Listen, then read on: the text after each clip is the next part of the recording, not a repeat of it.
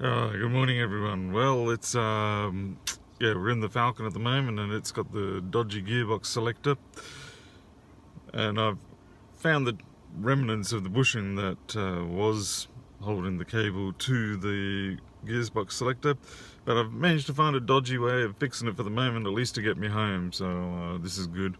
I'll give you you're gonna have a squiz at it now. Alright, so this is the fix that we require. You can see there's a sheathed cable that the screwdriver is pushing against, and what that does is that it stops, because this cable runs up here to the selector, and what's been currently happening is as you move this back and forth, the pressure imposed upon it in order to move the gearbox actual lever underneath causes that cable to pop out to the side because there's nothing retaining it. So we use a screwdriver there just to jimmy the cable to force it to stay on the pinion, and we can see we're in drive now, so that's good.